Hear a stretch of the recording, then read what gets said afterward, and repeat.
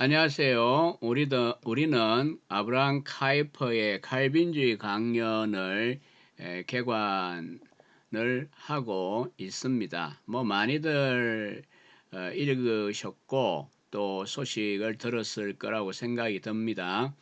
카이퍼라고 할 때 260여 권의 크고 작은 저술들을 남겼는데 그의 사상의 핵심들이 무엇인가는 몇 가지 키워드로는 널리 알려져 있습니다. 그러나 그게 무엇인가에 대하여 간단 명료하게 우리가 정리하는 게 쉽지가 않습니다.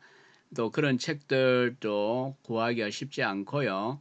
그래서 이제 앞에 영상들에서도 제가 소개했듯이 카이퍼의 이 칼빈주의 강연이라고 하는 1898년 프린스톤 LP 스톤 강좌만큼 카이퍼 자신이 자신의 사상의 정수를 소개한 책을 보기가 어렵다라고 하는 점입니다. 그래서 이 책을 우리가 좀 잘 읽어볼 필요가 있습니다. 이런 개관하는 강의 영상은 여러분들이 책을 읽도록 독려하고 또 자극제 역할을 하는 정도로 만족해야 할 것 같습니다. 여러분이 직접 우리나라 말로 번역되어 있는 칼빈주의 강연 CH에서 계속해서 출간하고 있습니다. 또 불언간 화란어 직역본이 나올 것이라고 생각이 듭니다. 예상이 드는데 일단은 번역본을 좀 잘 읽어보실 것을 권합니다. 오늘 두 번째 강연의 테마는 종교입니다. 칼빈주의와 종교라고 하는 주제로 카이퍼는 서론에 이어 바로 뛰어 들어갔습니다. 이 강을 제가 크게 세 가지 질문으로 한번 정리를 해보았습니다. 첫 번째는 종교가 무엇이냐, 칼빈주의와 종교라고 했으니까 종교, 뭐 우리가 이 종교라는 용어가 오늘날은 좀 혼동이 되죠. 왜냐하면 우리는 20세기 이래 바르트나 보네퍼의 종교 비판, 참된 신앙과 글라우버, 그 다음에 렐리기온, 이 종교 사이에 구분하는 시대에 우리가 살다 보니까 우리는 이제 종교라는 용어를 좋은 의미에서 기독교에 사용하기가 좀 어려운 시절입니다. 또 이제 적지 않은 사람들은 기독교가 종교다 이러면 굉장히 깊이 생각도 안 하고 발끈합니다. 그러나 19세기까지는 적어도 이 렐리기오, 라틴어 단어 렐리기오라는 단어나 영어의 릴리전이라는 단어는 일반적으로 기독교에도 사용되었고요. 번역에 따라서는 신앙이라고 하는 용어로 바꾸기도 했습니다. 기독교 강요할 때에도 그 안에 라틴어 렐리기오라는 단어가 들어가 있습니다. 에드워즈의 신앙 감정론 1746년 할 때도 religious affections 이렇게 들어가 있죠. 그래서 하여튼 이 카이퍼는 19세기에 이제 거의 주로 활동한 사람이기 때문에 칼빈주의와 뭐 교회, 칼빈주의와 신앙 이렇게 표현하기보다는 이 이강을 칼빈주의와 종교 이렇게 표현을 했습니다. 첫 번째 이제 소제목은 종교입니다. 그렇다면 카이퍼는 종교를 뭐라고 정의할까요? 우리 한역보는 영어 강의는 영어로 하더라도 카이퍼의 번역이 아니라 미국 쪽에서 번역을 한 거기 때문에 영역본이라고 할 수가 있겠는데요. 하고 또 이제 화라는 원본 사이에 조금씩 차이가 있는 것 같습니다. 저는 뭐 세밀하게 양쪽을 대조해서 연구를 하진 않았고요. 어쨌든 이제 제가 이 카이퍼의 원전에서 이 종교의 정의가 각주 속에 있는 것을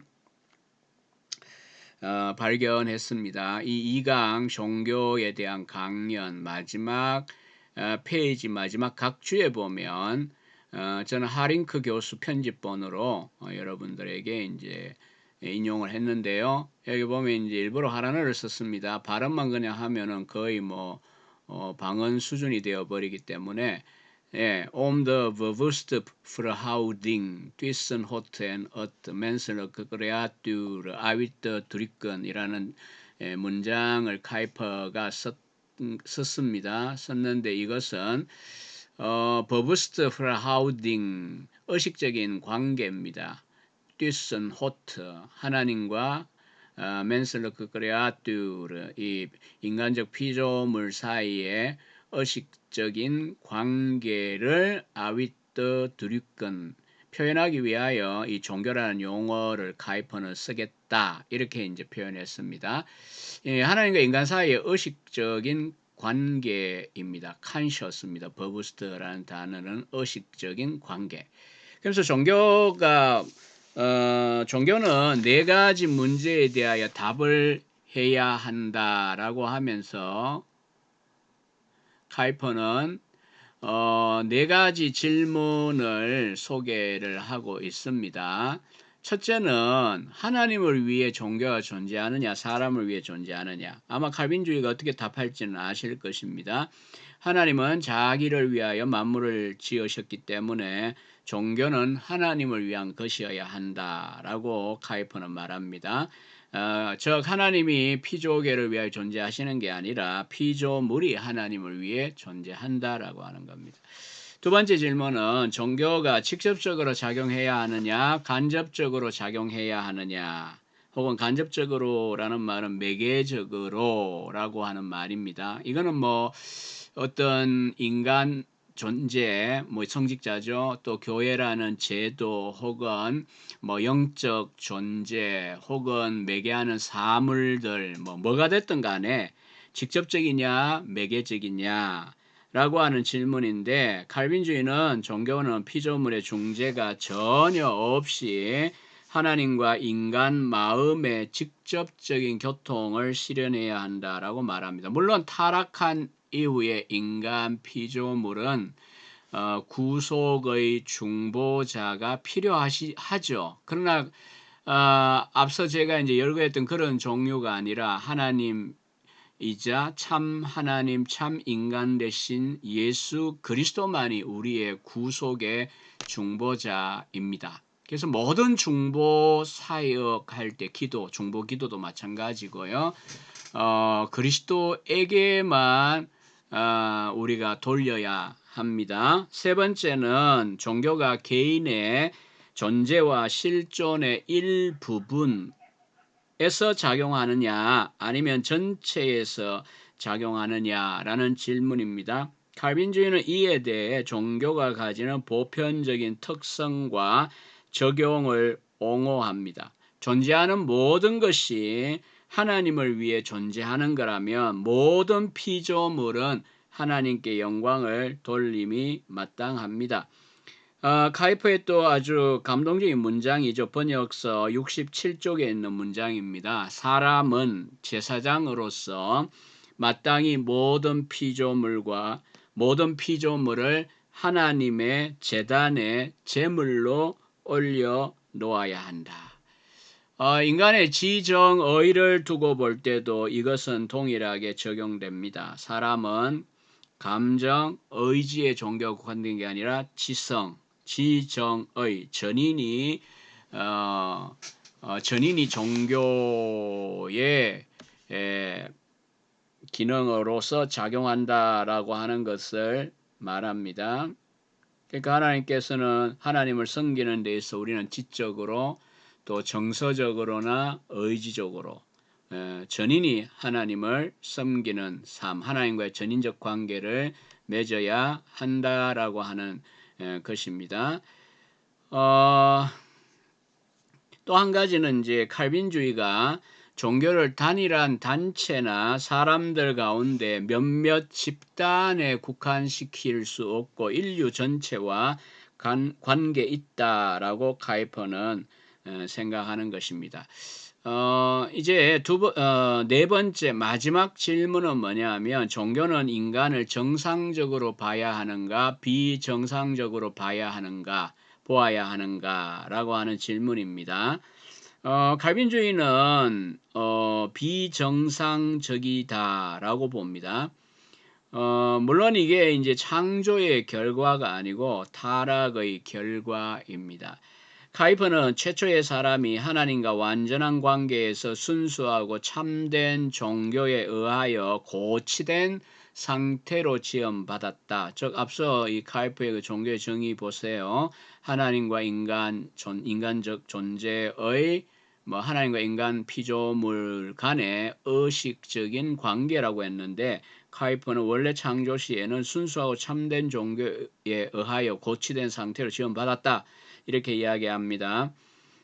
그러나 이제 타락이 왔고, 그러니 현재 인간은 비정상, 노말이 아니라 앱노말한 상태에 있고, 오직 이제 회복이 소망인데, 회복은 구원론적인 방법으로만 가능하다라고 카이퍼는 말합니다. 그래서 칼빈주의는 참된 실존을 위한 중생의 필요에 대하여 근거와 분명한 의식을 위한 계시의 필요에 대한 근거를 발견했습니다. 이제 두 번째 카이퍼의 이제 이 2강에 다루는 것은요, 교회의 본질, 현현, 목적입니다. 카이퍼는 교회에 대한 글을 초기부터 마지막 83세 죽기 전까지 교회에 대한 글을 썼습니다. 또 교회 개혁자였습니다. 목회자기도 하고 또 장로가 되기도 했고 개혁자가 되기도 했습니다. 아무튼 그래서 이 화랑국교회 신학자였던 우프크 노르트만스라고 하는 20세기 아주 독창적인 국교의 신학자 중 한 명입니다. 말이 나온 김에요. 미스코트나 노르트만스, 또 이제 한 사람이 판 룰러, 이런 사람들이 국교의 20세기 대표적인 신학자입니다. 이제 그 다음 세대에 오면 이제 헨드리쿠스 벨코프도 있습니다만, 아무튼 노르트만스는 카이퍼에 대하여 말하기를 카이퍼와 교회는 거의 서로 연결되어 있다라고 말할 정도로 카이퍼에게 있어서 교회론은 대단히 중요합니다. 이 교회라고 하는 것은 첫 번째 주제가 종교 자체였다면, 교회는 조직된 형식 혹은 종교의 현상적인 양상으로서의 교회를 다룬다고 카이퍼는 이야기를 합니다. 카이퍼의 사상 가운데 이 교회론이 사상의 정수에 해당하다 보니까 그간에 많은 논의들이 있어 왔습니다. 화란에서 대표적으로 판 레우언, 랑만, 이런 사람의 학위 논문이 있고요. 또 이 영어권에서도 최근에 이런저런 자료들이 나와 있습니다. 우리나라에도 최홍석 교수님이나 최용준 교수님, 정광덕 박사, 이런 분들의 논문들도 공표되어 있습니다. 우리는 이제 카이퍼의 교회론이 너무나 복잡하고 이렇게 박사 논문의 테마가 거듭되고 하는 것을 볼 때 이게 복잡하다 일단 느낄 수 있죠. 그러나 칼빈주의 강연 2강에 있는 교회에 대한 스스로의 요약을 본다면 그 요약에 대한 또 요약이니까 저는 정말 불완전하고요. 이 책을 보세요. 자, 첫 번째는 영적인 유기체로서의 교회입니다. 카이퍼에 의하면 교회는 본질적으로 하늘과 땅을 포함하는 영적인 유기체이지만 현재 그 중심과 행동의 출발점은 땅에 있지 않고 하늘에 있다라고 말을 합니다. 사실 이 제임스 펄만 에글린턴 박사도 에딘버러의 현재 개혁신학 교수죠. 에글린턴 박사도 박사 논문에서 바빙크에 있어서 트리니티 앤 오르게니즘이라고 하는 주제로 학위 논문을 썼는데, 유기체라고 하는 사상은 현재 신칼빈주의와 연관해서도 굉장히 뜨거운 핫 이슈 중에 하나입니다. 카이퍼의 경우에도 이 유기체라는 이 용어를 이제 거듭 쓰는데, 이미 1870년 암스테르담 교회 담임 목사가 되어 이제 취임 설교할 때도 이미 유기체 이론을 씁니다. 뿌리를 내리고 터가 굳어져라고 하는 제목의 설교입니다. 에베소 3장에 있는 말씀을 가지고 거기서 이제 뿌리 내리고 자라고 이런 이제 측면이 바로 이제 유기체적인 교회 측면으로 이제 강조하고요. 터가 굳어져 이렇게 건물의 비유를 든 것을 가지고 이제 카이퍼는 조직체로서의 교회 이렇게 다룹니다. 자, 돌아갑니다. 이 유기체라고 하는 이야기입니다. 유기체로서의 교회. 그리스도 안에 일어나는 중생은 몇몇 개인을 구원하는 것이 아니라 인류라는 유기체를 구원한다. 저는 뭐 이 부분이 굉장히 참 이해하기가 어렵다. 뭐 여전히 유기체에 대한 공부는 저도 많이 필요한 편입니다. 이 중생한 인간들이 하나의 유기적인 몸을 형성하는데 그리스도가 그의 몸의 머리가 되시고 그 몸의 지체는 그리스도와 신비적 연합으로 하나가 된다. 이게 바로 교회의 본질입니다. 물론 이제 인류라는 유기체를 구원하는데 이런 특이한 표현 때문에 카이퍼를 보편구원론자로 보시면 곤란해요. 결코 카이퍼의 다른 저술도 그렇게 이야기하지 않습니다.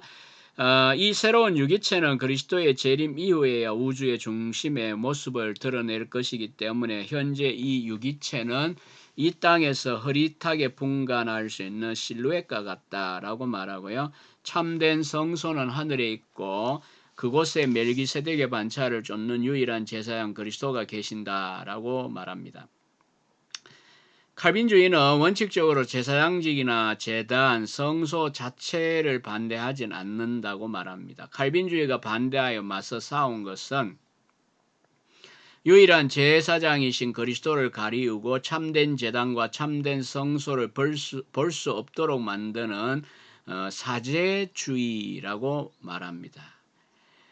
그리하여 지상적인 제사장을 교직제의 형식으로 보존했던 감독파나 군주를 최고의 감독으로 교회 위에 세웠던 루터파와 달리 칼빈주의는 교회 봉사에 참여하는 모든 사람을 절대적으로 동등하다고 선언했다라고 카이퍼는 말합니다.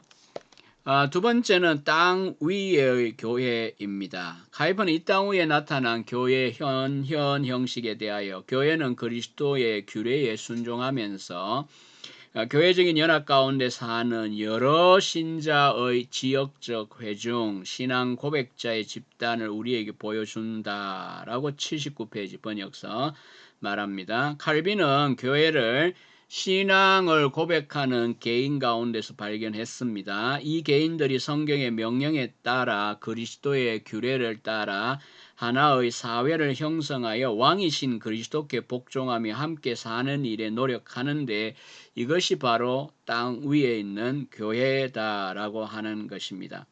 카이퍼에 의하면 마술적인 영향력을 행사하는 건물이나 기관이나 영적 단체는 존재하지 않습니다. 땅 위에 있는 교회는 보편적인 제사장, 만인 사제직이 교회 안에 실현되어야 한다라고 카이퍼는 말합니다. 카이퍼는 참된 하늘에 있는 불가시적인 교회는 invisible church, 비가시적 교회는 지상의 교회 안에 모습을 나타낸다고 말합니다. 참된 본질적인 교회는 중생한 사람이 지체로 있는 그리스도의 몸이기 때문에 이 땅의 교회 역시 그리스도께 연합되고 그 말씀으로 사는 사람들로만 구성되어야 한다고 봅니다. 이 땅의 교회는 말씀을 전파하고 성례를 집행하고 권징을 행하여 모든 일에 하나님 앞에 있어야 한다고 카이퍼는 이야기합니다. 지금 이제 이 세 가지 교회의 할리 직무에 대한 이야기는요, 이 벨직 신앙 고백서 29조에서 참된 교회의 세 가지 표지로 제시한 내용이죠. 카이퍼는 1897년에 스스로 이 자신의 개혁교회가 이 서명하면서 따라가는 이 3대 신앙 고백 문서를 편집해서 스스로 출간하기도 한 사람입니다. 참 놀라운 일이죠. 다사다난하고 공적으로 분망한 사람이 그 많은 책들을 내는 중에 이 신앙 고백 문서집도 편집해 냈다는 것. 카이퍼는 이 땅 위의 교회가 가지는 정치적 형식에 대해서 또 이야기합니다. 그리스도는 성령을 통하여 자기 교회를 가장 효과적으로 통치하신다고 봅니다. 성령으로 각 지체 가운데 역사하심으로 신자 간의 차별이 있을 수가 없습니다. 교회 내에는 섬기고 이끌고 규제하는 사역자만 있을 뿐이다 라고 봅니다. 장로교회의 정치 형식은 이중적이라고 카이퍼는 판단합니다. 그리스도의 주권 자체는 절대 군주제입니다. 그러나 실제 교회 정치는 민주적이다고 봅니다. 교회의 권력은 그리스도로부터 회중에게 직접 내려온다고 봅니다. 이 권력은 사역자 안에 집중되고 사역자에 의하여 형제들에게 시행된다고 봅니다. 따라서 모든 신자와 회중은 서로에게 아무런 통치권을 발휘할 수 없고 모든 지역교회가 평등하므로 하나의 몸의 현현으로서 교회 회의를 통해서만, 즉 연합을 통해서만 연합할 수 있다라고 주장을 했습니다. 제가 인용한 건 번역서 80쪽에 있는 글입니다. 근데 이 구절이 굉장히 후대 역사와 관련해서 중요하죠. 왜냐하면 카이퍼는 지금 분명히 이야기합니다. 모든 지역교회가 평등하므로 하나의 몸의 현현으로서 교회 회의를 통해서만, 즉 연합을 통해서만 연합할 수 있다. 그러니까 상회 구조를 카이퍼는 비판했습니다.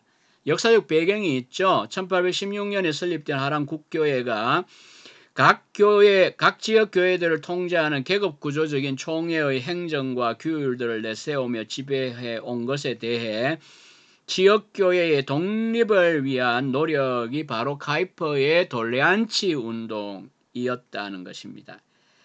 그리고 교회의 주권이 지역 교회들에 있느냐, 즉 지교회에 있느냐, 노회나 총회 같은 상회에 있느냐라고 하는 것은 1930, 40년대 화란교회 내에 큰 논쟁을 불러일으켰고 31조파라고 불리우는 개혁교회의 분리가 또 한번 일어납니다.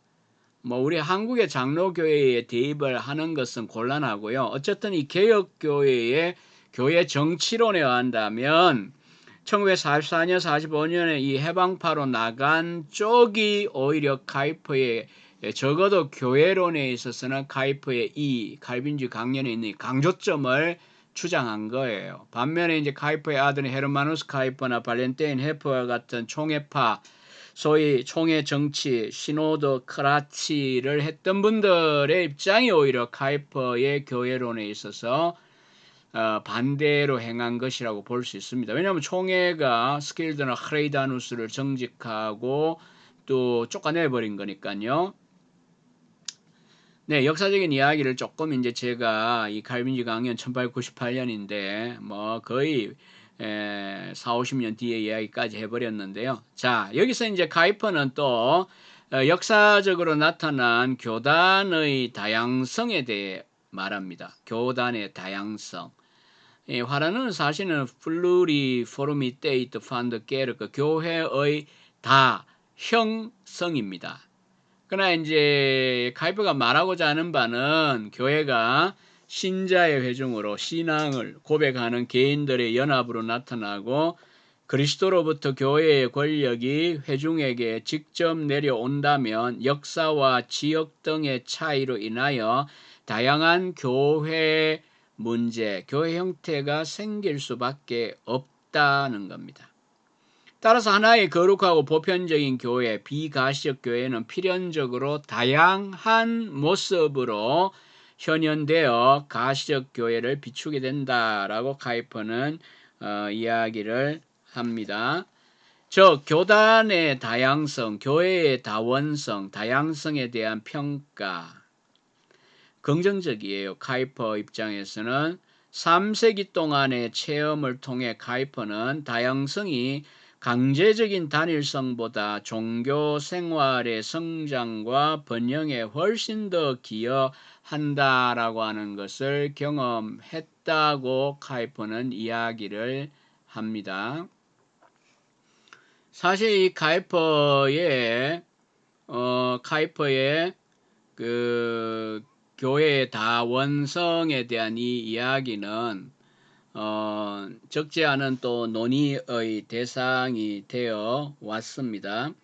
1999년 카이퍼의 칼빈주의 강연 그 100주년 기념해서 낸 책이 있어요. 카이퍼 Reconsidered, 재고된 카이퍼 Aspects of His Life and Work, 그의 생애와 사역의 여러 측면들 이렇게 이제 되어 있고요. 판데어 꼬이 박사와 얀더 브라임 박사가 편집하고 자유대학교 출판부에서 낸 영어로 된 여러 사람들의 문집입니다. 이 안에 이제 손봉호 박사의 영역 주권에 대한 글도 들어있는 걸 봅니다. 여기서 이제 마르티엔 이 브링크만이 카이퍼의 이 교회의 다형성, 다원성에 대한 이제 논의를 약 12페이지 정도에 걸쳐서 전개하고 있습니다. 이런 이제 자료들을 보시면 좋을 것 같고요. 세 번째는 교회가 땅에 나타난 목적이 무엇이냐라고 하는 겁니다. 이 목적이란 단어 가리워버렸는데요. 목적이 무엇이냐? 교회가 이 땅 위에 존재하는 건 하나님을 위해 존재한다라고 카이퍼는 생각을 합니다. 카이퍼는 중생과 회심이라고 하는 단어를 구분을 하고 있습니다. 중생은 선택받은 사람이 자신의 영원한 운명을 확신하게 하는데 충분하지만 하나님의 영광을 만족시키기에는 충분하지 않기 때문에 중생 다음에 회심이 있어야 된다 라고 합니다. 이를 위하여 교회가 말씀을 선포해야 한다라고 하는 것입니다. 조금 이제 인용을 해보겠습니다. 83, 84에 있는 글입니다. 중생한 사람에게서도 불꽃이 빛나지만 회심한 사람에게서 비로소 타오르는 불이 된다. 회심과 선한 행위로 타오르게 된 불은 이렇게 교회로부터 세상에 비친다. 그렇지만 우리는 구원의 보장으로서가 아니라 하나님을 영화롭게 하는 것으로 회심과 성화를 드러낸다. 또 카이퍼는 교회의 다른 목적, 말씀을 선포해 이와 같은 이제 앞서 이야기한 중생, 회심, 성화가 드러나게 하는 것. 그 다음에 또 다른 목적은 성도의 교제와 성례를 통하여 이 작은 불꽃들을 하나로 모아 더욱더 하나님의 이름의 영광을 드러내는 것이다 라고 카이퍼는 말합니다. 동일한 방식으로 순전한 경배와 신령과 진정으로 하나님을 예배하는 영적인 예배, 하나님의 언약의 신성함을 보존하고 이를 외부 세계에 지속적으로 새겨두기 위한 교회의 권징도 있어야 한다고 카이퍼는 주장합니다. 마지막으로 교회는 집사 제도를 통하여 박애의 봉사를 실천해야 한다라고 하는 것입니다. 집사 제도는 구제하는 자를 영화롭게 하는 것이 아니라 오직 사람의 마음을 관대하게 하시는 그분의 이름을 영화롭게 하는 것이라고 봅니다. 마지막 세 번째 테마는 실제 생활에서 종교의 열매입니다. 흔히 우리나라만 그랬던 게 아니고요. 19세기 상황에서 카이퍼는 칼빈주의에 대한 비난을 의식합니다. 도덕적인 자극에 칼날을 무디게 하고 위험천만한 도덕적 방종을 만들어낸다라고 하는 비난에 대하여 카이퍼는 칼빈주의자가 도대체 누구냐, 진정한 칼빈주의자가 누구냐, 오늘날 개혁주의 개혁주의에 대한 논쟁이 많습니다. 참 다양한 논쟁, 또 조롱, 또 회의적인 그런 이야기들이 많은데 카이퍼는 이 번역서 87페이지 보면 진정한 칼빈주의자가 누구냐 하며 소개하는데 제가 일부러 글자가 좀 약해가지고요. 따라가면서 읽겠습니다. 그 영혼에서 개인적으로 전능자의 위엄에 놀라고 그 영원한 사랑의 강력한 능력에 복종하여 하나님께 선택받았고 따라서 영원히 하나님께 감사할 것을 개인적으로 확신하고서 이 위험에 찬 사랑을 사탄과 세상의 자기 마음의 세속적 태도에 맞서서 선포하는 그 사람만이 참된 칼빈주의자이며 칼빈주의의 기치를 높일 것이다. 그런 사람은 하나님의 말씀을 생활에서 지킬 하나님의 최고 행동 원리로 받아들이는 결과로 하나님의 능력과 위험 앞에 떨지 않을 수가 없다.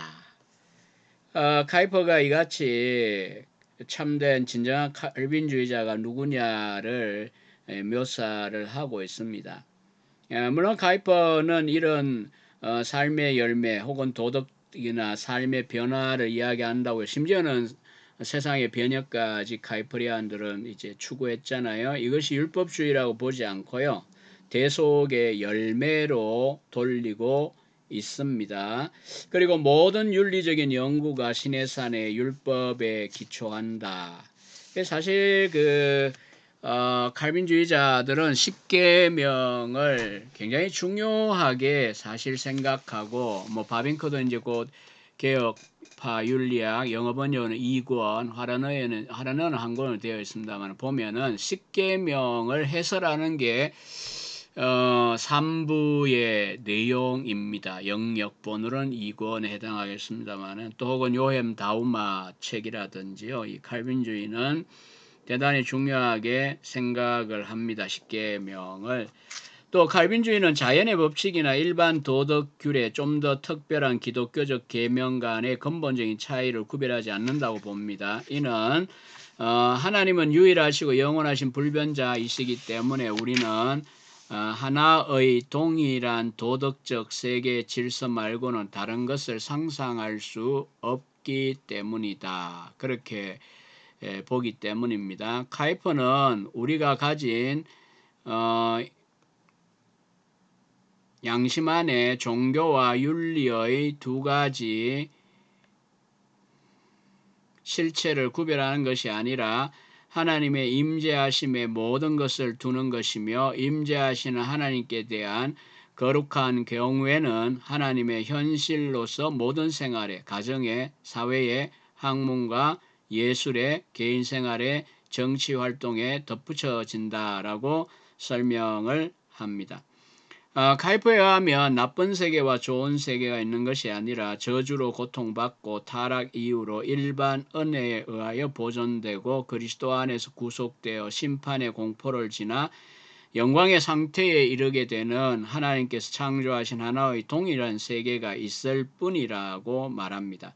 그래서 칼빈주의자들은 교회에 갇혀서 세상을 그 운명에 내버려 둘 수 없다고 봅니다. 이 세상의 발전을 훨씬 높은 단계로 밀고 올라가되 하나님을 위하여 그리고 하나님의 규례에 따라 올라가며 좋은 소식이 될 만한 모든 것을 지탱하려고 합니다. 이러한 불굴의 힘으로 인간 활동의 모든 분야에 스며들어 상업과 무역, 수공예와 산업, 농업과 원예, 기술과 학문에까지 새로운 추진력을 갖게 된 것이 칼빈주의라고 봅니다. 다만 이제 카이퍼는 카드놀이나 극장이나 춤 세 가지는 칼빈주의가 금한다 라고 하는 걸 이제 말하고 있습니다. 자, 우리는 이처럼 칼빈주의와 종교에 대한 카이퍼의 강연을 간단하게 보았습니다. 이 요약을 하면서도 너무 호도할 수 있지 않을까 싶은 생각 들고요. 또 이제 어떤 부분들은 정확하게 읽어도 역시 카이퍼가 도대체 무슨 의미로 이야기할까 혹은 과연 우리가 다 동의할 수 있을까 이런 생각들은 아마 시청자들 각자에 따라 다를 것입니다. 그래서 토론이 필요한 거고요. 또 이제 디베이트가 필요하겠죠. 아무튼 이 2강에 대하여 개관을 마치면서 여러분들이 원문을 번역본 또 혹은 원문 또 피터 헤슬람의 칼빈주의 강연에 대한 연구서를 참고할 것을 다시 한번 말씀드리면서 강의를 마치려고 합니다. 감사합니다.